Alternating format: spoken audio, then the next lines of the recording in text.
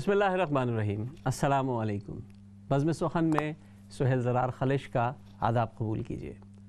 दोस्तों, कहा जाता है कि कोई भी जो बच्चा होता है, आज का बच्चा कल का रहनुमा होता है, कल का रहबर होता है, कल का लीडर होता है।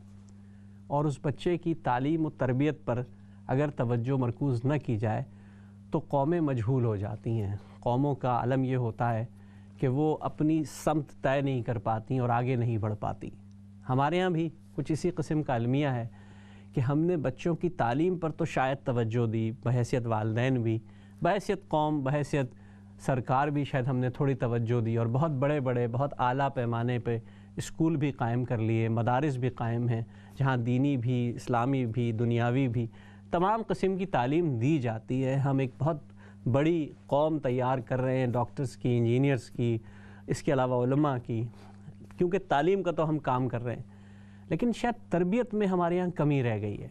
इसीलिए हम देख रहे हैं कि कौम का जो मयार है वो एक फ़ुक़दान जो है वो सामने नज़र आ रहा है। अमूमन होता ये था कि कौमों की तालीम जो है वो ज़ाहिर स्कूल में होती है, मदारिस में होती है, मुख्तलिफ़ तालीमी इदारों में होती है बच्चों की, लेकिन तरबियत के जो रुझानात होते थे वो माहौल मुख्तलिफ़ होता था। वो एक ऐसी सोहबत होती थी जहाँ बच्चों को किताबें भी पढ़ाई जाती थीं, अच्छी सरगर्मियों में हिस्सा भी लिया जाता था, खेलों की सरगर्मियाँ भी होती थीं, अदबी सरगर्मियाँ भी होती थीं। उन अदबी सरगर्मियों के तोफ़ैल, जैसे कि हम जानते हैं तारीख़ में कि 1900 में पहला बच्चों का अदबी रिसाला निकलता है। और आज हम देख रहे हैं, बदकिस्मती ये है हमारी कि पाकिस्तान जैसे मुल्क में जिसकी कौमी ज़बान उर्दू है, वहाँ सिर्फ़ 30 रिसाले निकलते हैं। यानी कि कहने को 30 बच्चों के रिसाले हैं जो निकलते हैं। कितने उसमें से चलते हैं, शायद गिनती में आप गिन सकते हैं कितने रिसाले हैं जो बच्चों तक पहुंचते हैं और कितने वो हैं जो वाकई तरबियत का काम कर रहे हैं। तो हमारा आज का जो मौजू है वो ये भी है, ज़ाहिर है बच्चों का अदब जो है, जो उस पर क्या काम हो रहा है, क्या नहीं हुआ, क्या होना चाहिए। हम देख रहे हैं सोशल मीडिया ने एक धूम मचाई हुई है, सारी दुनिया में लगे हुए हैं, लेकिन हमारे यहाँ सोशल मीडिया या इलेक्ट्रॉनिक मीडिया ने कितने अपने फ़राइज़ को अंजाम दिया है या नहीं दिया। इसी टॉपिक पे आज हम बात करेंगे। हमने जिस मेहमान को आज दावत दी है वो ख़ुद बहुत नौजवान, माशाल्लाह बहुत अच्छे शायर हैं, और क्यों ना हो, उनका घराने में एक शायरी का रुझान है। उनके वालिद साहब बहुत अच्छे शायर हैं, ये ख़ुद बहुत अच्छे शायर हैं। इनके यहाँ एक रुझान है दीनी और तालीमी दोनों किस्म का। लेकिन इनका जो इस वक्त ख़ासियत है वो ये है कि बच्चों के रिसाले के मुदीर हैं। साथ ही रिसाला मेरे और आपके बचपन में बहुत से बच्चों ने वो पढ़ा होगा, हम सब ने उसके साथ वक्त गुजारा है। उसके मुदीर भी हैं, बहुत अच्छे राइटर भी हैं, कराची यूनिवर्सिटी के तालिब इल्म भी हैं। मेरी मुराद है मेरे आज के मेहमान जनाब अब्दुर्रहमान मोमिन साहब। अस्सलाम वालेकुम। वालेकुम अस्सलाम। मोमिन भाई कैसे हैं आप? ठीक हैं, खैरियत से हैं?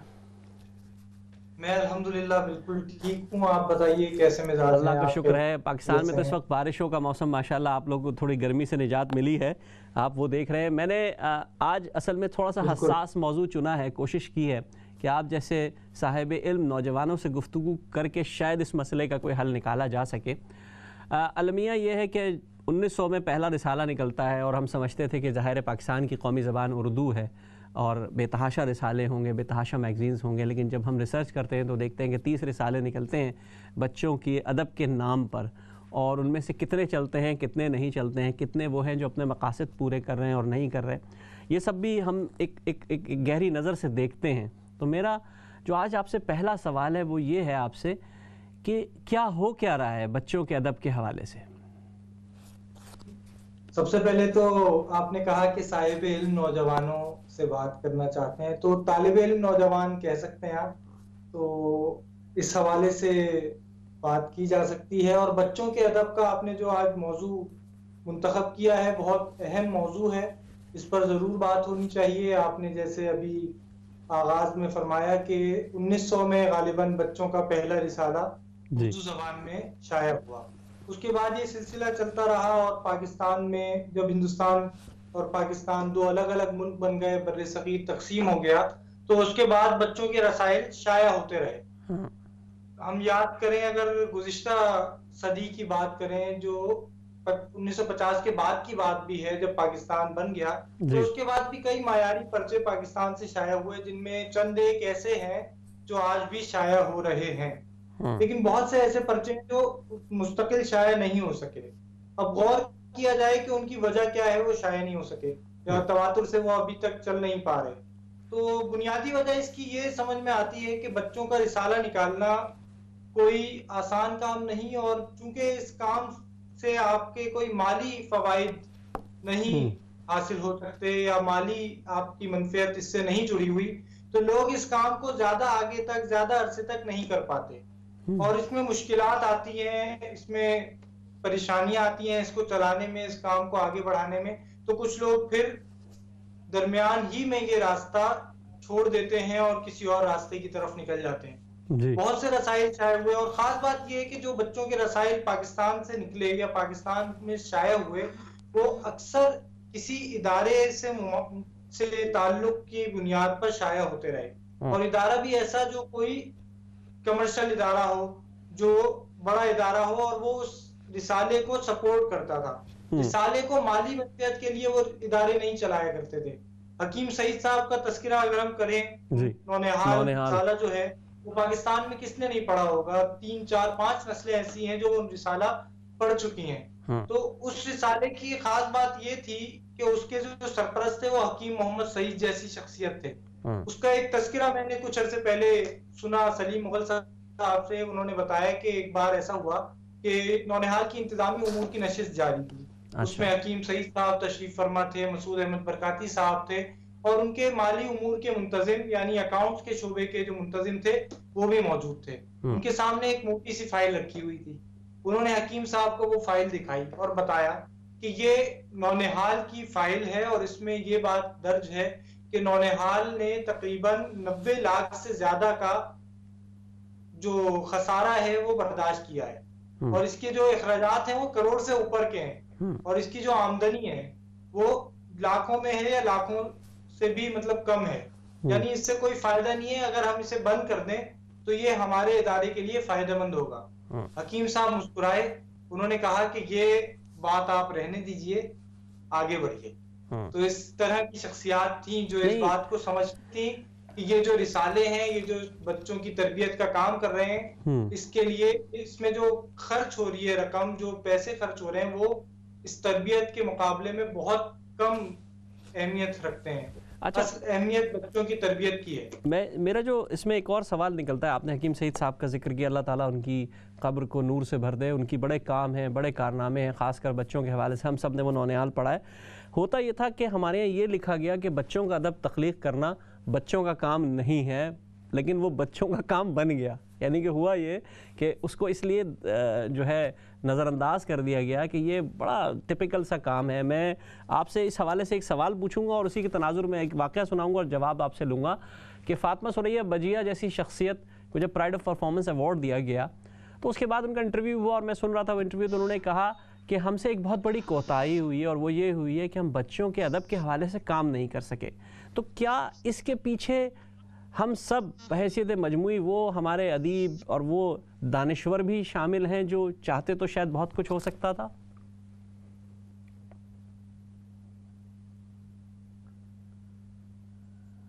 जी मोमिन भाई, अस्सलाम वालेकुम, आपकी आवाज़ आ रही है मेरी? ये बिल्कुल आ रही है जी। तो अगर आपने मेरा सवाल पहुंच गया आप तक तो मैं चाहूँगा कि जवाब दे दीजिए उसका। आपने मुझे वाकया सुनाया फातिमा सुरैया बजिया साहिबा का, जिसमें उन्होंने अवार्ड लेने के साथ ये कहा कि बच्चों के अदब या बच्चों के लिए अगर कोई काम किया है तो उसकी बहुत ज्यादा अहमियत है। या शायद नेटवर्क का कोई मसला हो गया था जिसकी वजह से मैं आपका सवाल नहीं उसमें उन्होंने ये कहा कि हमसे कोताही हुई है, हम बच्चों के अदब के हवाले से जो काम हमें करना चाहिए था वो हमने नहीं किया है। तो क्या वाकई हमारे उलमा से, हमारे दानिश्वरों से, हमारे मुक़्तदर अदीबों से कुछ कोताही हुई है, ऐसा लगता है? अब बच्चे बड़ों के बारे में क्या बात करें। सही है। तो गुजारिश कर सकते हैं और गौर करें, अगर हम देखें बच्चों के लिए लिखने वाले अदीबों के नाम गिने, जैसे माहनामा साथी इस वक्त मेरे सामने है जी। तो मैं अगर इसकी फहरिस्त खोलूं तो इसमें जो मुझे नाम नजर आएंगे उसमें अदब आलिया जिसको हम कहते हैं, जो हमारे अहद के बड़े शोरा हैं, बड़े अदीब हैं, बड़े अफसाना निगार हैं, नॉवेल निगार हैं, उनकी तहरीरें नहीं मिलती। इसमें आप कह सकते हैं कि इसमें एडिटर का भी दोष है, उसने उनसे राब्ता नहीं किया होगा, उनसे तहरीरें लिखने का कहा नहीं होगा। तो एडिटर तो जो बच्चों के लिए अदब तख्लीक करते हैं उन अदीबों से भी उस तरह राब्ता नहीं करता। दो बातें हो सकती हैं, लेकिन दीगर रसायल भी अगर हम बच्चों के देखें तो हमें बड़े अदीबों की तहरीरें या उनकी नज़में नहीं मिलती। मैं खुद इस बात को बेहतर, मैंने अगर गौर करूं तो मैं जब शेर कहने का मैंने आगाज किया तो गजल से मैंने शेर कहने का आगाज किया और मैं गजल ही कहता था।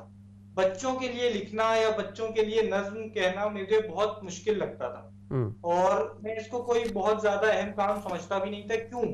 क्योंकि इससे अगर मेरी कोई नज्म किसी बच्चों के रिसाले में शाया होती है तो मुझे अदबी हलकों में, आप बेहतर जानते हैं कि बच्चों के अदीबों और शायरों को अदबी हलकों में क्या पजीराई नहीं मिलती। सही बात। कितने लोग जानते हैं कि बच्चों के बहुत अच्छे नज्म निगार अब्दुल कादिर साहब कराची में गुज़िश्ता 2-3 बरस पहले इंतकाल कर गए। उनकी नज्में कितनी आला मयार की थी, ये बात बता सकता है आपको कोई तो वो बच्चा है जो उनकी नज्में पढ़ता है या जो उनकी नज्में गुनगुनाता है। अहमद आतिफ सिद्दीकी साहब को कितने लोग जानते हैं? सही बात है। बच्चों कितना काम है अहमद आतिफ सिद्दीकी साहब का, बहुत काम है, बहुत काम है। लेकिन अदब आलिया या हम अदब आलिया जिसको कहते हैं या अदबी हल्के, उसमें कौन इस तरह की शायरी करना चाहता है या करता है और इस तरह के शोरा का जिक्र करता है? शायरी, हमारे ये मसला शायरी तो अदबी हल्के हैं। शायरी तो चलिए हम एक तरफ करते हैं, अगर हम दूसरी तरफ आए, हम ये देखते थे हमारे बचपन में, जो मैंने अपने बचपन में देखा कि मुख्तलिफ अखबारात जो आते थे, ख़ासकर जुमे का जो एडिशन होता था या वीकेंड एडिशन होता था, उसमें बच्चों का सफ़ा मखसूस किया जाता था। बच्चों के सफ़े पे हम लोग लिखते थे, हम पढ़ते थे, हम ख़ास तौर पे उसका इंतज़ार किया करते थे।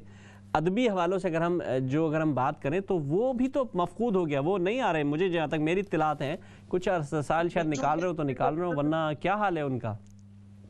मैं अभी कुछ रसाइल जो हमारी नज़र से गुजरते हैं, कराची से जो अखबार शाये होते हैं, वो संडे एडिशंस जो लाते हैं, तो उसमें बच्चों का सफ़ा होता है। अच्छा। लेकिन एक बात यकीनन है कि अब जो हालात हुए हैं, लॉकडाउन हुआ है, तो इसमें ऐसा होता है कि कौन सा सफ़ा निकाला जाए। तो बच्चों का सफ़ा उसमें जो अव्वलीन सफ़ात होते हैं निकाले जाने वाले, उनमें आ जाता है। अच्छा। और बच्चों के ऊपर काम क्यों नहीं हो रहा? अगर इलेक्ट्रॉनिक मीडिया में देख लें आप, सिर्फ रिसालों से निकलकर अगर हम इलेक्ट्रॉनिक मीडिया की तरफ चले जाएं, तो बच्चों के लिए कितने प्रोग्राम्स नशर हुए हैं आज? बिल्कुल नहीं हो रहे, कुछ भी नहीं हो रहा, चैनल तो खामोश बैठे हुआ करते थे। पीटीवी में हमने कुछ प्रोग्राम्स हमने भी देखे, आप मतलब जब हम बचपन की सरहद को अबूर कर रहे थे या उसके नजदीक थे, तो हमने वो प्रोग्राम्स देखे। लेकिन आज कितने चैनल्स हैं जो बच्चों के लिए कुछ वक्त मखसूस करते हैं और उसमें उनके लिए प्रोग्राम्स तरतीब देते हैं। अदब तो सिर्फ ये रिसालों तक महदूद नहीं है ना, अदब तो टीवी पर भी आ सकता है, टीवी पर भी पेश किया जा सकता है ड्रामों की सूरत में। और बहुत सी असनाफ हैं जो परफॉर्मिंग आर्ट्स से मुताल्लिक हैं, तो उधर बच्चों के लिए क्या काम हो रहा है? बुनियादी तौर पे मेरा ख्याल ये है कि हमने बच्चों को नजरअंदाज किया हुआ है। और आप जैसे कह रहे थे कि तालीम के मामले में हम बच्चों पर तवज्जो देते हैं, तो कुछ स्कूल्स होंगे ऐसे जो बच्चों की तालीम पर तवज्जो देते हो, लेकिन हमारे यहाँ ये मामला है कि जो नर्सरी का टीचर है, पाकिस्तान की हद तक मैं बात कह सकता हूँ, जो स्कूल का टीचर है उसको जो तनख्वाह मिलती है वो आप जानते हैं, वो चंद हजार रुपए होती है। और यूनिवर्सिटी की टीचर को तनख्वाह क्या मिलती है वो भी आप जानते हैं, उससे कई गुना बेहतर है। तो जो तरक्की याफ्ता मुमालिक हैं, मैंने जिनके बारे में सुना या पढ़ा या जो हमारे सीनियर्स हैं उनसे सुना, तो वहां जो बच्चों के लिए काम हो रहा होता है या कोई शख्स बच्चों के लिए काम करता है या बच्चों को पढ़ाता है, तो उसकी ज्यादा कदर की जाती है, उसको ज्यादा अहमियत दी जाती है। बिल्कुल जनाब, उसकी बड़ी अहमियत है और उसको मुख्तलिफ हवालों से हमारे यहाँ सराहा जाता है। हम बरतानिया में रहते हैं, यूरोप के अंदर तालीमी मिजाज जो है बच्चों को वो डेवलप किया जाता है, किताब से रिश्ता जोड़ा जाता है और उसको मुख्तलिफ तारीख़ी हवालों से जोड़ा जाता है, और हम देखते हैं कि हमारे घरों में हमारे बच्चे किताबों से जुड़े हुए हैं। लेकिन मैं दूसरी तरफ आना चाहूँगा, हम बचपन में मुख्तलिफ ज़ाहिर है सिर्फ अदबी रिसाले के दूसरे जो पहलू होते थे, जासूसी नावल बच्चों के हवाले से इश्तियाक अहमद साहब बड़े अच्छे लिखा करते थे और मुख्तलिफ रसायल आया करते थे और इंतज़ार रहता था उनका। तो आज के दौर के जो बच्चे हैं ये तो मोबाइल और वीडियो गेम्स और इसमें लगे हुए हैं। ज़बान की जो तरवीज होनी थी वो भी जिस अंदाज से इससे होती थी वो भी नहीं हो रही है। तो अब हम जा कहाँ रहे हैं? वैसे तो मजमूई क्योंकि हमारी कौमी ज़बान उर्दू है, उसमें तो बड़ा फुकदान है, वहाँ तो बड़ा मसला है। क्या कहेंगे इस बारे में? हम कहाँ जा रहे हैं ये तो उन लोगों को भी नहीं मालूम जो हमें लेकर जा रहे हैं। ये बहुत तो अच्छी बात हमारे बड़े बता सकते हैं। ये तो वो लोग बता सकते हैं जो साहिबे इख्तिदार हैं या जिनके पास कोई इख्तियार है, वो इस कौम को कहाँ लेकर जा रहे हैं। वो दानिश्वर भी हो सकते हैं, अदीब भी हो सकते हैं, सियासतदान भी हो सकते हैं, और भी जो हमारे तमाम शोभाजात के करता धरता है वो ये बता सकते हैं। हम उर्दू जबान को क्या अहमियत देते हैं। वैसे आज मैं चाहता नहीं हूँ कि हम इतने मनफी गुफ्तगू नहीं नहीं, करें, अपने हम जो तो हल हमारे निकालना चाह रहे हैं, कोई बात करना मामलात है चाह रहे हैं उस इस टॉपिक पे जी। डिस्कस करते हुए वक्त गुजारते हैं। लेकिन बहरहाल आप जानते हैं कि उर्दू जबान की क्या यहाँ पर कदर है, क्या अहमियत है, यहाँ पर उर्दू बोलने वाले को किस नजर से देखा जाता है। स्कूल हमारे यहाँ जो मौजूद है वहां पर बच्चा अगर उर्दू बोलता है तो उसको फाइन देना पड़ता है, ऐसा है। अच्छा, ऐसे बहुत से स्कूल में जहाँ बच्चा अगर उर्दू बोले तो वहां उसको फाइन देना पड़ता है मतलब कि पाकिस्तान आपने उर्दू में क्यों बोली। आप ब्रेकिंग न्यूज़ दे रहे हैं कि पाकिस्तान में ऐसे स्कूल भी मौजूद हैं जहां अगर बच्चा उर्दू में बात करे अपनी कौमी ज़बान में और अंग्रेज़ी में बात न करे तो उसको फ़ाइन किया जाता है। बिल्कुल बिल्कुल। और वालिदैन उसको उधर उस स्कूल में भेजते ही इसीलिए हैं, वो कहते हैं बहुत अच्छी बात है आपने फाइन किया। हम तो चाहते हैं आके वो अंग्रेजी में बात करे घर पे और उसको बताते हैं कि बेटा स्पून से खाना खा लो, अगर वालिदैन भी मुकम्मल तौर पे अंग्रेजी नहीं बोल पाते।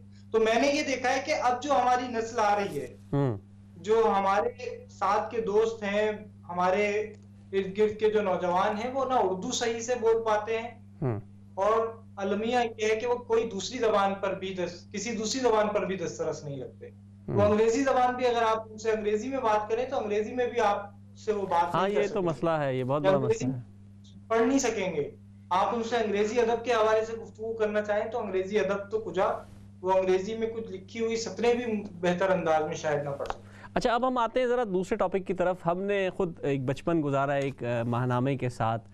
1978 में उसका इजरा होता है, हम देखते हैं कि वो आता है और फिर वो छा जाता है, बच्चों के अंदर बहुत काम कर रहा है, इल्मी अदबी हवालों से भी लगभग कोई, जैसे मैंने कहा कि 40 बरस से ज़्यादा हो गए और वो अपने उस मेयार को उसने मेंटेन किया हुआ है। साथी रिसाला जिसके आप मुदीर भी हैं, साथी रिसाला क्या कर रहा है, कैसे कर रहा है, क्या खिदमत अंजाम दे रहा है, ये बताइए ज़रा।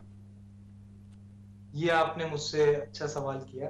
साथी रिसाला तकरीबन 42 बरस से मुसलसल शाया होने वाला माहनामा है। ये कराची शहर से शाया हो रहा है और इसकी खास बात ये है कि हर 2-4 साल बाद इसकी जो टीम है वो तब्दील हो जाती है और इसमें जो लोग काम करते हैं वो सब रजाकार होते हैं, सब तालिब इल्म होते हैं और सब बेलौस होकर बच्चों के अदब की तरबीज के लिए अपनी खिदमत अंजाम दे रहे होते हैं। तो गुज़िश्ता 42 बरस से ये पर्चा मुसलसल छाया हो रहा है और बच्चों के अदब में ये मुनफरिद मकाम अगर हम कहें क्यों रखता है। जैसे मैं भी जब बच्चा था ये पढ़ता था तो मुझे ये पसंद आता था और लोग ये सवाल करते हैं हमसे कि साथी बच्चों को क्यों पसंद आता है, या इसमें मुख्तलिफ आइडियाज होते हैं ऐसे जो नए वक्त के साथ साथ आप नए आइडियाज इसमें पेश करते हैं। तो इसकी एक वजह यही है कि इसमें जो लोग होते हैं वो टीम होती है, वो हर 2-3-4 बरस बाद तब्दील होती है और नए लोग आते हैं। जब नए लोग आते हैं तो वो नए ख्यालात के साथ, नए एहसासात के साथ, नई उमंगों के साथ आते हैं और वो यहाँ तजुर्बात करते हैं और वो अपने वक्त में चलने वाले जो मामलात होते हैं, जो ट्रेंड्स आप जिन्हें कह लें, उनसे वाकिफ होते हैं और कोशिश उनकी होती है कि बच्चे को उसके जहन को देखते हुए ऐसी चीज पेश की जाए जिससे वो मुतवज्जो भी हो, दिलचस्पी से भरपूर वो चीज हो, दिलचस्पी लिए हुए हो और साथ ही उससे बच्चे की तरबियत भी हो, उससे बच्चे को सीखने को भी कुछ मिले। आजकल आज का जो बच्चा है वो बहुत तेज है। वो अगर आप उसको सबक आमोज कहानी सुनाए, बेटा नमाज पढ़नी चाहिए, नमाज पढ़ने से ही होता है, या और भी कोई बात, झूठ नहीं बोलना चाहिए, लालच बुरी बला है, तो बच्चा बोर हो चुका है इस तरह की बातों से। हम कोशिश ये करते हैं मानवा साथी में कि बच्चे को कहानी के अंदर कोई पैगाम दें। कहानी में बच्चे को मालूम ना हो कि उससे क्या बात की जा रही है, लेकिन वो आखिर में एक ऐसा तासुर छोड़ दे कि वो अच्छाई को समझ ले और बुराई को भी समझ ले। अच्छा, आपका मानामा निकलता क्योंकि वक्त भी, हाँ, आपका मानामा निकलता उर्दू में है, लेकिन आपने जैसे एक अलमिया बयान किया कि उर्दू पढ़ने वालों की तादाद कम होती जा रही है, ख़ासकर बच्चों में, और वो रोमन में उर्दू पढ़ने के शौकीन ज़्यादा हो गए। तो फिर क्या ये एक जो कमी है उसको पूरा कर रहा है साथी रिसाला? कोशिश हमारी ये होती है कि बच्चा उर्दू जबान ही में पढ़े और अभी ऐसा होता है कि हमारे पास बच्चों की तहरीरें आती हैं। अच्छा, ईमेल के जरिए जो तहरीरें हमारे पास आती हैं वो कई बार ऐसा हुआ कि वो रोमन में बच्चों ने लिखकर नज्म भेज दी। रोमन में बच्चों ने लिखकर मजमून भेज दिया, तो हमने फिर उन्हें समझाया कि रोमन में लिखी हुई तहरीर काबिल कबूल नहीं है, जाहिर है वो कुछ इदारती मामलात होते हैं। Very good. तो बच्चों को फिर हमने कोशिश की कि उनको उर्दू की तरफ लेकर आया जाए।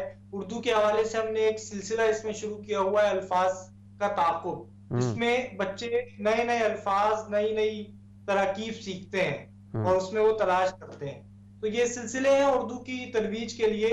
और अब हम जो वक्त के साथ साथ आप देख रहे हैं कि टेक्नोलॉजी हमारे पास आ रही है और टेक्नोलॉजी जो तरक्की हो रही है उसमें मोबाइल हमारे पास इब्लाग के जराए का एक अहम जरिया बन गया है। इंटरनेट ने बहुत अहम जगह बना ली है। तो हम साथी को भी इंटरनेट पर लाने की कोशिश कर रहे हैं और ला चुके हैं। साथी की इस वक्त वेबसाइट मौजूद है जिसपे बच्चे अपनी तहरीरें भी हमें जिसके जरिए भेज देते हैं और अब बहुत सी तहरीरें उसमें पढ़ते हैं, लतीफे पढ़ते हैं, कहानियां पढ़ते हैं और उसके साथ साथ उस पे हमारा जो ताजा शुमारा होता है वो पीडीएफ फॉर्म में भी मौजूद होता है जी। अगर कोई बच्चा कागज पर इशारा नहीं पढ़ सकता तो हमारी कोशिश होती है कि वो अपने कंप्यूटर पर, अपने मोबाइल पर या जो उसके पास मीडियम है उसको इस्तेमाल करते हुए रिसाला पढ़े, कम से कम उसके पास अदब तो पहुंचे। ज़ाहिर है सोशल मीडिया की जंग है, इसमें तो ज़ाहिर है आपको हर तरह से कम्पीट करना होगा, हर तरह से आगे आना होगा, हर तरह से लेके चलना होगा। आप ये मुझे बताइए कि आपके इस रिसाले में जो, जैसे आपने कहा कि अदब आला के हवाले से बात है, आरिया के हवाले से बात की आपने, तो कुछ लोगों को आप तरगीब देते हैं, कुछ बुज़ुर्गों को या अच्छे शौरा अदीबों को, कि वो भी आप तक आएँ और आपके इस रिसाले के लिए कुछ लिखें? बिल्कुल, हमारी कोशिश होती है कि जो हमारे बुजुर्ग हैं, अहम अदब की शख्सियात हैं, उनसे राब्ता करें। हम खास मौक़ों पर उनसे राब्ता करते हैं। हमारे साल में 2 खास नंबर शाया होते हैं। अच्छा। एक खास नंबर कोई उन्वान लिए हुए होता है, किसी उन्वान के तहत, किसी मौजू के तहत होता है, वो मौजुआती खास नंबर कहलाता है और दूसरा खास नंबर हमारा सालनामा कहलाता है। तो हम जब खास नंबर शाया करते हैं तो उसमें खुसूसी तौर पे जो हमारी ऐसी शख्सियात हैं अदब की जो बच्चों के लिए नहीं लिखते, तो उनसे हम कोशिश करते हैं बच्चों के लिए लिखवाएं। तो उसमें हमारे साथ कुछ अदीबों ने, शोरा ने कलमी ताबुन किया, उनकी तख्लीकात भी साथी में शाया हुई और बच्चे पसंद भी करते हैं। लेकिन सब एक बात का इजहार जरूर करते हैं कि बच्चों के लिए लिखना बच्चों का खेल नहीं और वाकई वो मतलब लिखना चाह रहे होते हैं और इस बात का इजहार कर रहे होते हैं कि हम आपके बच्चों के लिए लिखना चाहते हैं। लेकिन जाहिर है कि बच्चों के लिए लिखना भी उनकी नफ्सियात को समझते हुए और उनके लेवल पर, उनके दर्जे पर उतर के लिखना पड़ता है। अच्छा, तो ये थोड़ा मुश्किल। मोमिन भाई, हम अब क्योंकि वक्फे की तरफ जाएंगे, हमारे पास 2 मिनट है, मैं चाहूँगा कि आखिर में आप क्या बच्चों को पैगाम देना चाहेंगे, क्योंकि अगला जो हिस्सा होगा उसमें तो हम शायरी पे ज़्यादा बात करेंगे। तो मैं चाहूँगा कि इसको सम अप करते हुए आप क्या पैगाम देना चाहेंगे बच्चों को भी और हमारे आज के दानिश्वरों को भी और असातिज़ा को भी? तो साथी के हवाले से एक और बात बता दूं कि इस वक्त हम साथी की एप्लीकेशन की तरफ भी बढ़ रहे हैं और एप्लीकेशन पर भी काम कर रहे हैं। तो उम्मीद है कि बहुत जल्द बच्चे माहनामा साथी अपनी मोबाइल एप्लीकेशन पर भी पढ़ सकेंगे और उसमें कहानी, सब चीजें पढ़ सकेंगे और साथ ही अपनी तहरीरें भी हमें भेज सकेंगे। तो उम्मीद है कि अब जो दीगर जराए हैं उनके जरिए भी साथी तक पहुंचा जा सकेगा। जहां तक पैगाम की बात है तो हम खुद तालिब इल्म हैं, खुद हमें आपके पैगामात की जरूरत है। हम चाहते हैं कि आप खुश रहें, दूसरों को खुश रखें और किताब से ताल्लुक जोड़ें, लफ्ज से ताल्लुक जोड़ें। लफ्ज से आपका ताल्लुक होगा, किताब से आपका ताल्लुक होगा तो यकीनन आपकी जो फिक्र है, आपकी जो सोच है, वो उसको वुसअत पाने का मौका मिलेगा और इससे माशरे पर बहुत मस्बत असरात पैदा होंगे। बुजुर्गों के लिए बहुत सी दुआएं और गुजारिश के अगर आप बच्चों के अदब पर तवज्जो दें तो इससे बच्चों के अदब का भी फायदा होगा और हमारे माशरे का भी फायदा। जी, अब्दुल रहमान मोमिन भाई, आपकी गुफ्तगू से एक जो नया जज्बा जगा है लोगों के दिलों में, ख़ासकर हमारे सुनने वालों के दिलों में, वो ये है ज़रूर कि हमें एक अदब का ज़हर है। हम बहुत प्रोग्राम्स करते हैं, बड़े मुशायरे करते हैं। दोस्तों, मेरी आपसे दरख्वास्त भी यही है कि जिस तरह इस नौजवान ने, अब्दुल रहमान मोमिन ने एक बात कही और वो बात ये थी कि आज का जो बच्चा है, अगर हम उसको तजुर्बाती अंदाज में सिखाएंगे, कुछ बताएंगे, तो वो कल कुछ करने के काबिल होगा। जो कल कौम का मेमार है, अगर उसकी आज हम सिर्फ तालीम पे तवज्जो दें और तरबियत पे तवज्जो न दें तो वो कहीं का कहीं निकल जाएगा। हम देखते हैं कि बड़े बड़े माशरों में तालीम याफ्ता लोग अपनी जहालत से माशरों को कहाँ से कहाँ ले जा रहे हैं और उसका अलमिया ये है कि हमें अपने बच्चों को अदब के ज़रिए, बहुत सी अच्छी सोहबतों के ज़रिए, बहुत से अच्छे टीवी प्रोग्राम्स के ज़रिए, अदबी प्रोग्राम्स के ज़रिए उनको सिखाना है कि हमारी ज़बान क्या है, हमारी तहज़ीब क्या है, हमारे हमारे इस फुकदान कहाँ हो रहा है। तो हम छोटे से एक ब्रेक पे जा रहे हैं, ब्रेक के बाद आपसे फिर मुलाकात होगी। अस्सलामु अलैकुम वरहमतुल्लाहि वबरकातुहू।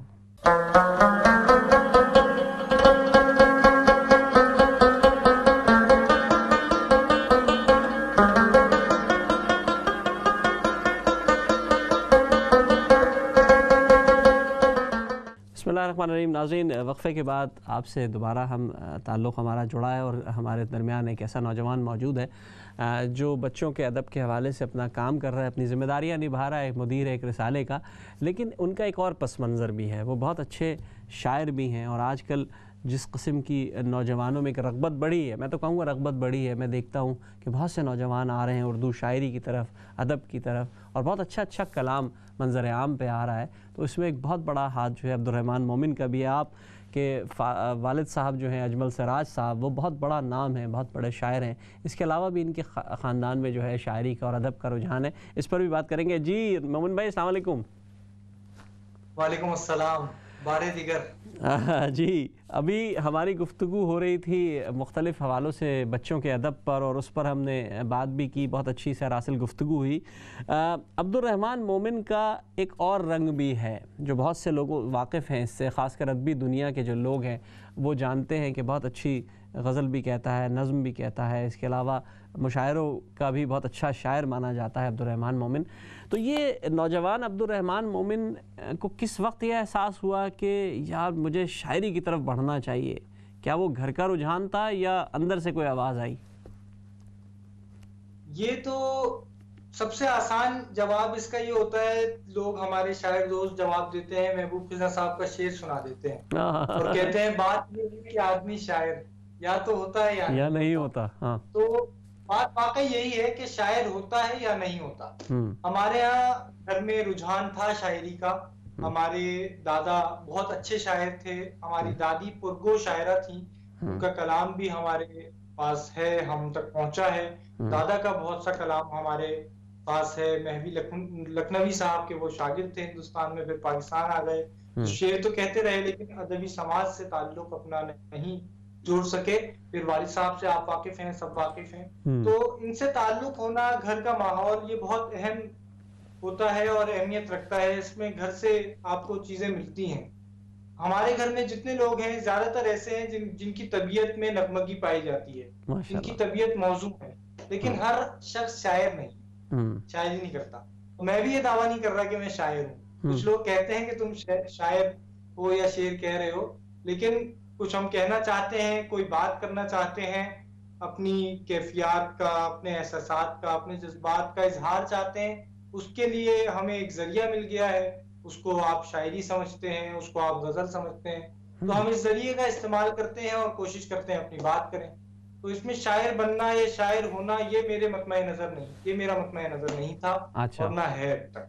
अच्छा, इसमें दूसरा रंग हम ये देखते हैं कि कुछ माशरती रुझानात होते हैं, सही गलत वो इस बहस में हम नहीं जाते, रुझानात होते हैं, कोशिश की जाती है, ख़ासकर अदबी पस मंज़र के हवाले से अगर हम देखें कि किसी एक स्कूल ऑफ थॉट को लोग पकड़ लेते हैं कि भाई इस तरफ हमें जाना है। मेरे अदबी रुझानात इनकलाबी हैं, मेरे अदबी रुझानात जो हैं वो रोमान परवर हैं, मेरे अदबी रुझानात जो हैं वो जनाब बिल्कुल मुतवस्सित हैं जिस तरह बाज़ लोगों के होते हैं। या ख़ास करके हम बच्चों के हवाले से भी अगर हम देखते हैं कि मुख्तलिफ बचपने में शेर कहते हैं। तो आपने अपने अदबी रुझानात का तयन किस शख्सियत के हवाले से किया या नहीं किया?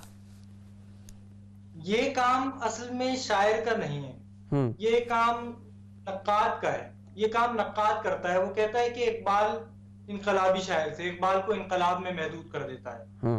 वो कहता है कि साहिर रोमानवी शायर थे, वो शायर को रोमान में कैद कर देता है। मेरा ये ख्याल है, ये फैसला शायर खुद नहीं करता। शायर तो अपनी बात कहता है, शायर तो शेर कहता है। बाद में फिर ये फैसला उसको एक तहरीक से या उसको एक नुक्ता नजर से या उसको एक स्कूल ऑफ थॉट से जोड़ दिया जाता है। वो काम नक्काद करता है। और मैं भी ये समझता हूँ कि मैंने अभी तक ये ना सोचा ना इसका कोई फैसला किया कि मेरा ताल्लुक किस स्कूल ऑफ थॉट से है।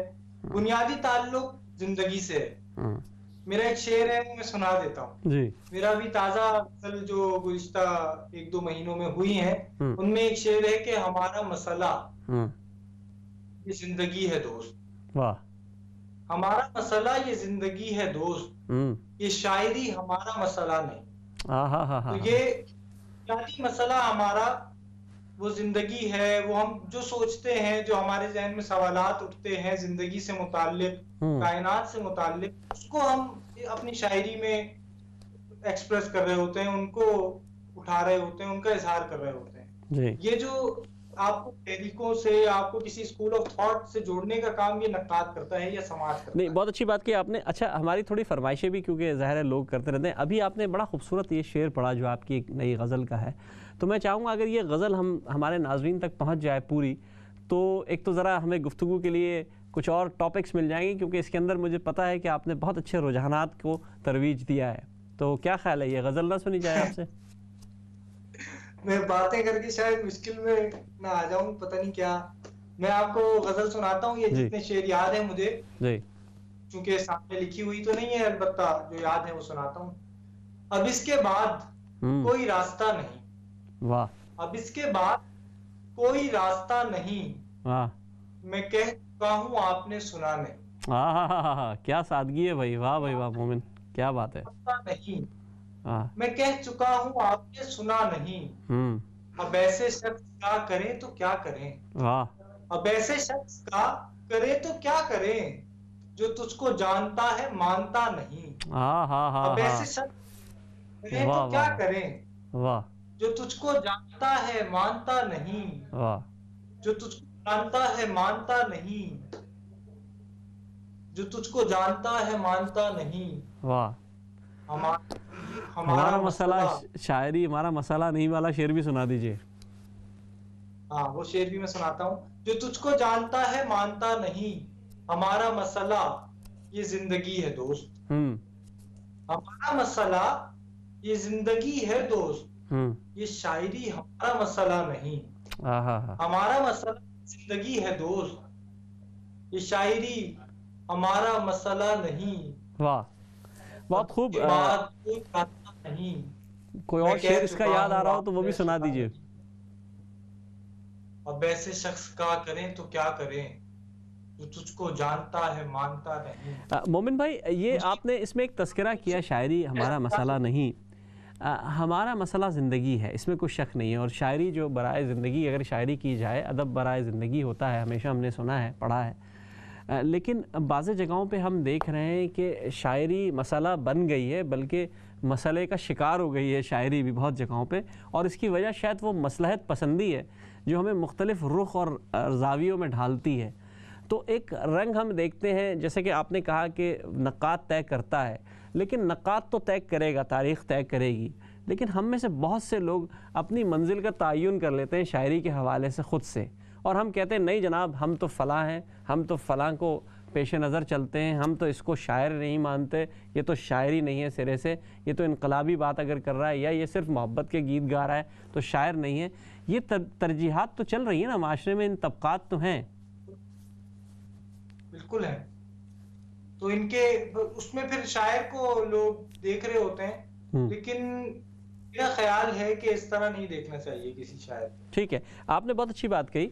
मैं चाहूँगा कि अगर कुछ गज़लियात भी आपकी हम तक पहुँचे, हमारे नाज़रीन तक पहुँचे। याद आ रहे हैं अब ये हमारे साथ मसला ये वाला ज़रूर है कि हम शायरी सामने रख के या लिख कर नहीं सुनाते, और अभी जहन में ये था नहीं कि मैं ये गज़ल आपको सुनाऊंगा, तो इसलिए इसके अशार मेरे जहन से निकल गए। अब दो शेर याद आ रहे हैं जी, इरशाद। कि मेरा नहीं हुआ ये और बात है।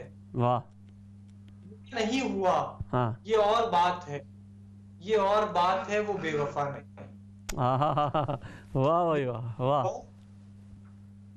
मेरा नहीं हुआ ये और बात है, हाँ, ये और बात है वो बेवफा नहीं। अब उससे मेरा मत किया करो, अब उससे मेरा जिक्र मत किया करो, अब उससे मेरा कोई वास्ता नहीं। क्या बात है। अब उससे मेरा मत किया करो, अब उससे मेरा कोई वास्ता नहीं। वो सामने से जा चुका तो ये खुला, वाह। वो सामने से तो ये खुला, वो ख्वाब लग रहा था ख्वाब था नहीं। वाह।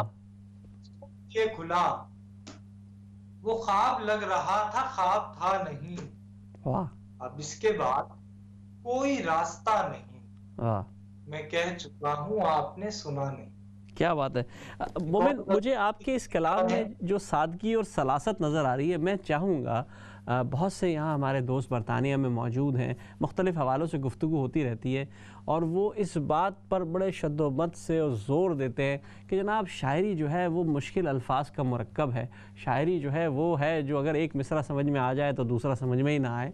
लेकिन मैं उनको हमेशा कहता हूँ कि महमल गोई से बाज़ रहो और आसानी और सादगी से बात करो। तो आपकी माशाल्लाह ये गज़ल जो है उसका नमूना है और ये पेश कर रही है, सामने नज़र आ रही है, लोग पढ़ रहे हैं, देख रहे हैं, एक एक लफ्ज़ जो है वो दिल पे उतर रहा है।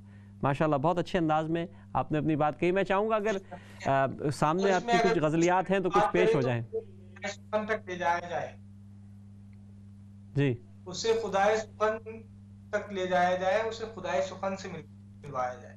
वाह, उनकी शायरी उसे सुनाई। बिल्कुल आप सही कह रहे हैं, बिल्कुल सही कह रहे हैं। ये ज़रूरी है कि लोगों तक पहुंची जाए बात। मैं अमूमन तज़किरा करता हूं जॉन एलिया का। आपने उनके हवाले से बचपन में शायद आपने भी उनको देखा है, आपके घर में बड़े आया करते थे और वो बहुत फ़लसफ़ियाना शायरी थी उनकी, मुख्तलिफ़ अंदाज़ था। तो कुछ बताएं ना अदबी हवालों से, जो आपकी बुज़ुर्गों से मुलाकात होती है। बहुत इस वक्त आप एक ऐसे शहर में मौजूद हैं जो अदबी इस वक्त पुररौनक तरीन शहर है वो, तो क्या हालात हैं इस वक्त अदबी मंजरनामे के कराची में? मुझे इस एतबार से मैं बहुत खुशकिस्मत हूँ कि मैंने एक अदबी घराने में आँख खोली और मेरे वालिद साहब शायर हैं, बहुत अहम शायर, मैं उन्हें समझता हूँ। बेशक अदबी समाज में उनको अहम समझा जाता है। तो उनकी निस्बत से मुझे बहुत से शोरा की कुर्बत हासिल रही उस वक्त जब मैं शेर नहीं कहता था। जब मैं शेर की तरफ नहीं आया था तो उसमें मेरी दोस्ती रसा चुप्पाई साहब से हो गई और उसकी वजह बनी क्रिकेट की दिलचस्पी। रसा भाई भी क्रिकेट में दिलचस्पी रखते थे और मैं भी क्रिकेट में दिलचस्पी रखता था। तो बाद में फिर उनसे मेरा ताल्लुक रहा, दोस्ती रही, फिर मैं शेर कहने लग गया तो फिर शायरी भी एक और हमारी दोस्ती की वजह बन गई या उसमें शायरी ने भी जगह बना ली। तो रसा भाई से कुर्बत रही। हमारे शहर में बहुत से अहम शोरा हैं अल्हम्दुलिल्लाह जिनके साथ वक्त गुजारने का मौका मिलता है। अनवर शऊर साहब हैं जिनके साथ हम जाके वक्त गुजारते हैं, उनसे कुछ सीखते हैं। अफजाल अहमद सैयद साहब हैं। इन बुजुर्गों की सोहबत किसी न किसी हद तक, किसी न किसी दर्जे में हमें मैसर आती है तो हम कुछ सीखते हैं और कुछ कह पाते हैं और कुछ बोल पाते हैं।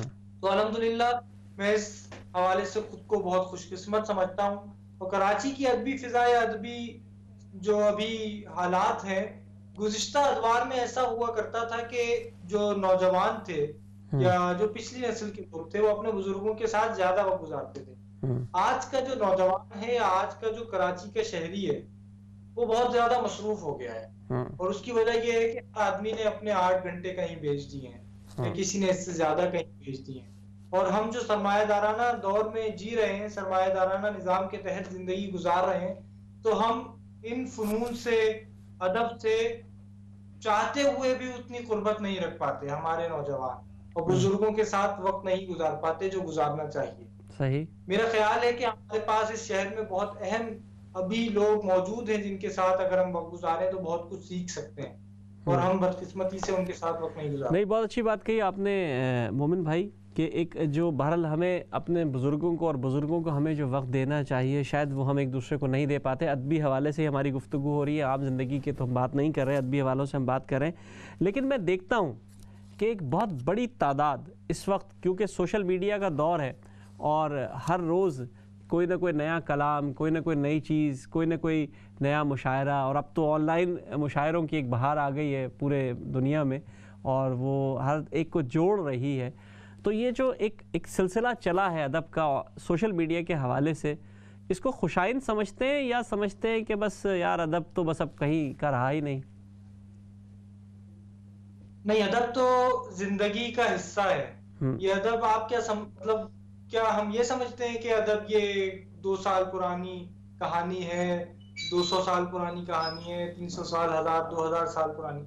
अदब तो जब से इंसान वजूद में आया है, मेरा ख्याल है उस वक्त ही अदब वजूद में आ गया था। इंसान के साथ ही अदब भी वजूद में आ चुका था। और कायनात का जो इस कायनात का खालिक है उसने इस कायनात में अदब को रखा।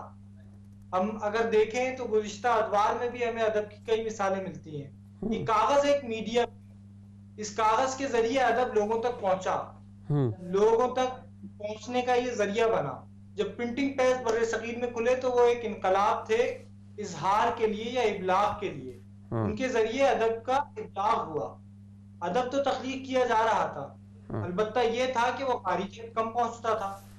बाद में फिर अब आप देखते हैं कि अदब के इबलाग के लिए नए जराए। लेकिन मोमिन भाई, एक जरिया ये अब तो बात कहीं और निकल गई ना। अब हुआ ये है कि अब रोज़ाना एक अगर गज़ल ना लगाई जाए और रोज़ाना एक नज़्म ना लगाई जाए फेसबुक पे, अपना सही किरदार अदा नहीं कर रहे थे। बहुत से रसायल आप जानते हैं कि जिसमें गजल छपती थी तो असातिज़ा कहते थे इसमें छपना ना छपना बराबर है। हाँ, अच्छा। और कहते थे कि फनून में गजल छपवाओ तो बात है, कि फलाना रिसाले में ये तो इस शख्स ने निकाला हुआ है रिसाला और ये अपने ही शागिर्दों की गजलें शाया करता है, अपने ही दोस्तों की गजलें शाया करता है, तो उस रिसाले की कदर नहीं थी। रिसाले से भी लोग गलत काम ले रहे थे। इसी तरह अभी जो सोशल मीडिया है इसको भी लोग सही इस्तेमाल नहीं कर रहे। बुनियादी तौर पर किसी भी चीज का इस्तेमाल उसको फायदेमंद या नुकसानदेह बनाता है। हमारे ऊपर है कि हम उसको किस तरह इस्तेमाल करते हैं। अभी आप जानते हैं कि सोशल मीडिया पर कुछ ऐसी मायारी वेबसाइट्स भी बन चुकी हैं जिसको आप बतौर हवाला भी पेश कर रहे होते हैं, जिस पर शाया होने वाली गजल को आप बताते हैं कि ये फला वेबसाइट पर शाया हुई। और मैं समझता हूँ कि नाम लेने में भी कोई हर्ज नहीं है रेख्ता जैसी वेबसाइट का, जिसको आप पाकिस्तान में, सगीर में, हिंदुस्तान में लोग बहुत कदर की निगाह से देखते हैं और बहुत अच्छा काम उन्होंने किया है। इसके बाद भी बहुत अच्छा, आपने रेख्ता की बात की मोमिन भाई, आपसे मैं सवाल करूंगा। मैं हर पाकिस्तानी खासकर नौजवान से सवाल ज़रूर कोशिश करता हूँ करूँ। रेख्ता हिंदुस्तान में एक ऐसे शख्स ने बनाई जिसका बहरहाल जिसकी अपनी मादरी ज़बान उर्दू नहीं थी और वो उसने बहरहाल सोशल और इसमें कमर्शियल चीज़ें बहुत होती हैं, इस वजह से भी हो गई। हमारे यहाँ ये कोशिश क्यों नहीं हुई इस तरह की? हमारे यहाँ भी कुछ नौजवानों ने अदब से वाबस्ता और अदब से जो वाबस्ता बराह रास्त नहीं भी हैं ये काम किया है। अच्छा। और आप ये बात तो समझते हैं कि हिंदुस्तान और पाकिस्तान का समाज एक जैसा है, लेकिन हमारे यहाँ अदब को और फनून लतीफ़ा को कितनी अहमियत दी जाती है। हमारे यहाँ जो गुलकार है उसकी कितनी कदर है, अदाकार की कितनी कदर है, कोई भी फनून लतीफ़ा से मुताल्लिक शख्स हो उसकी कितनी कदर है। हिंदुस्तान में आप चले जाएं और आप जानते हैं कि वहां पर शायर की कितनी कदर है, वहां अदाकार की कितनी कदर है, फनकार की कितनी कदर है। मैं ये नहीं कह रहा कि यहाँ अदाकार की कदर नहीं होनी चाहिए, जरूर होनी चाहिए। और पाकिस्तान में मैं समझता हूँ कि अदाकार की भी वो कदर नहीं है जो हिंदुस्तान में है। तो वहाँ फन को मेरा ख्याल है ज्यादा अहमियत दी जाती है। नहीं तो फिर सवाल वही घूमता है मोमिन भाई कि हमारे यहाँ वो तरबियत का फुकदान बच्चों में रहा जो इस नस्ल तक पहुँचते पहुँचते ज़ाहिर है हम अदब के वो मयारात खो चुके हैं। शायद अब इंशाल्लाह उम्मीद है अच्छे होंगे दोबारा, लेकिन फ़िलहाल तो हम शायद वहाँ नहीं है। उम्मीद तो नहीं है क्योंकि मायूसी कुफ्र है। हाँ। लेकिन हमारे यहाँ अल्हम्दुलिल्लाह कुछ लोग ऐसे अभी मौजूद हैं जो काम कर रहे हैं। रसाइल भी लोग बहुत मेहनत से उन्होंने शाये किया, अपना अलम रिसाले का बुलंद रखा और अपनी जिंदगी में अदब की बहुत खिदमत की। और अभी इस जरिए को भी लोग इस्तेमाल करना चाह रहे हैं और इसके जरिए काम करना चाह रहे हैं जो बहुत खुशाइंद है। और उम्मीद है कि मुस्तकबिल करीब में हम भी यहाँ से कोई ऐसा बड़ा काम करेंगे जो आप मिसाल के तौर पर। मोमिन भाई, आपके साथ गुफ्तगू जारी है लेकिन वक्त कम है। मैं चाहूँगा कि अब हम आपके कलाम की तरफ चलें ताकि कुछ लोग हमें ये भी देखें कि एक दर्द दिल रखने वाला नौजवान जो अदब के हवाले से इतनी अच्छी बात करता है, उसकी शायरी के अंदर अदब की इसका रंग किस तरह मौजूद है। तो मैं चाहूँगा कि अगर आपकी कुछ कलाम का नमूने भी पेश हों तो हमारे नाजरीन और सामीन बहुत लुत्फ़अंदोज़ होंगे इससे। 3 अशआर एक गज़ल से, फिर उसके बाद गज़ल कोई और। किसी के हिज्र में नया जहान मिल गया। वाह, किसी के हिज्र में नया जहान मिल गया। नया जहान मिल गया, मुझे ज़मीन पर ही आसमान मिल गया। क्या बात है, बहुत खूब, ज़बरदस्त। किसी के हिज्र में नया जहान मिल गया, मुझे ज़मीन पर ही आसमान मिल गया। जो कह रहा था वो तुझे भुला ना पाएगा। वाह। जो कह रहा था वो तुझे भुला ना पाएगा, यकीन कर उसे नया गुमान मिल गया। हाँ, क्या खूबसूरत भाई, वाह भाई वाह। फिर पढ़ना भाई, यकीन और गुमान बहुत खूबसूरत लायो। कह रहा था वो तुझे भुला ना पाएगा, यकीन कर उसे नया गुमान मिल गया। खुदा मेरे सवाल का जवाब क्यों न दे, खुदा मेरे सवाल का जवाब क्यों न दे, खुदा तो खुश है उसको राजदान मिल गया। हाँ, क्या खुदा बात मेरे है, बहुत खूब। साथ न दे, खुदा तो खुश है उसको राजदान मिल गया। वाह। ये गजल है, मैं अपने आप को हम्म। पहचान ही नहीं पाया।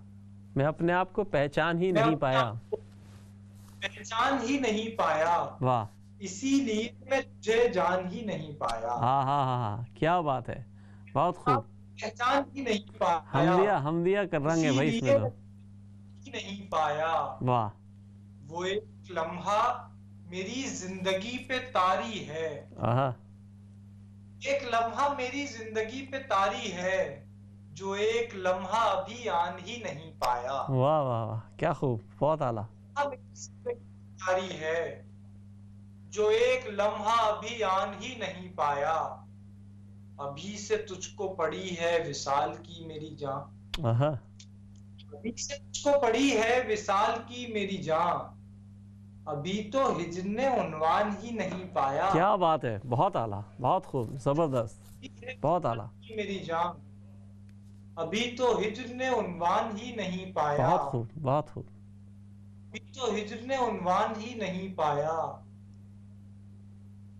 वाह। खुशी खुशी तेरी दुनिया को छोड़ आए हम, वाह, क्या कहने। खुशी खुशी तेरी तेरी दुनिया को दुनिया छोड़ को आए हम। छोड़ आए हम, खुशी का जब कोई सामान ही नहीं पाया। हाँ, क्या खूब है भाई, बहुत खूब। छोड़ आए हम, आहा। खुशी खुशी तेरी दुनिया को छोड़ आए हम, खुशी का जब कोई सामान ही नहीं पाया।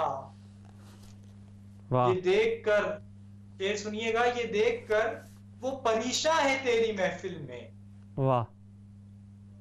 देखकर वो परेशान है तेरी महफिल में, किसी को उसने परेशान ही नहीं पाया। क्या बात है भाई, कितनी सादगी से कह गए हो, बहुत खूब, फिर पढ़ना भाई। ये देखकर वो परेशान है तेरी महफिल में, आहा। किसी को उसने परेशान परेशान ही ही नहीं नहीं पाया। पाया। वाह। आज मिल न सका मुझको अपने होने का, वाह। जब आज मिल न सका मुझको अपने होने का, सो अपने आप को इंसान ही नहीं पाया। हाँ, बहुत खूब भाई, बहुत आला मोमिन, बहुत आला। सो अपने आप को इंसान ही नहीं पाया। वाह। अजीब हिज्र किया हमने हिज्र में मोमिन, वाह। अजीब हिज्र किया हमने हिज्र में मोमिन, विसाले यार का अरमान ही नहीं पाया।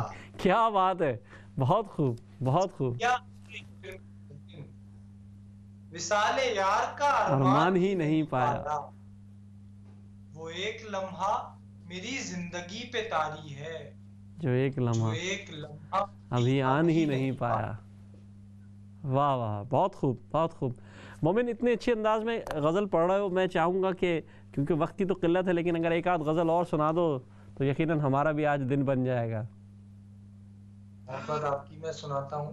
जी। मुझे किसी ने बताया खुदा है मेरे साथ, आहा, मुझे किसी ने बताया खुदा है मेरे साथ। मुझे किसी ने बताया खुदा है मेरे साथ, मैं क्या बताऊं उसे और क्या है मेरे साथ।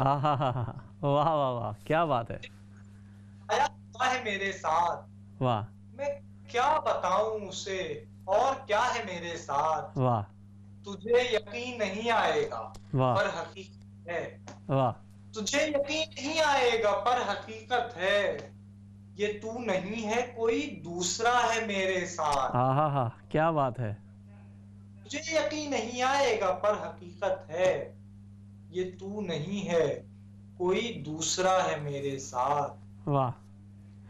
मुश्किलात मोमिन भाई, साथ आपके कलाम का सिलसिला हम सुन रहे थे, बहुत अच्छा कलाम माशाल्लाह चल रहा है, लेकिन वक्त की हमारे पास किल्लत है, तो मैं आपसे शुक्रिया चाहूँगा आपका, मैं चाहूँगा कि आपका मैं शुक्रिया अदा करूँ इस्लाम चैनल उर्दू के बिहाफ पे। माशाल्लाह आपने आज बहुत खूबसूरत हमारे साथ प्रोग्राम किया, आपका दिल की गहराइयों से मैं शुक्रिया अदा करूँगा और इंशाल्लाह फिर आपसे मुलाकात होगी। बहुत शुक्रिया, बहुत खुशी हुई इस प्रोग्राम में। बहुत शुक्रिया मोमिन भाई। दोस्तों, हमारे दरमियान अब्दुल रहमान मोमिन साहब मौजूद थे। उन्होंने बहुत अच्छी हवालों से मुख्तलिफ़ बातें की, ख़ासकर बच्चों के अदब पे जो हमने गुफ्तगू की, जो बात की। इसके बाद इनका कलाम आप देखिए, सहले मुमतना, बहुत सादगी से बात कहना, असल में यही कमाल है। और इसी कमाल को जारी रखिए। इंशाअल्लाह अगले हफ्ते आपसे फिर मुलाकात होगी। अस्सलामु अलैकुम वरहमतुल्लाहि वबरकातुहू।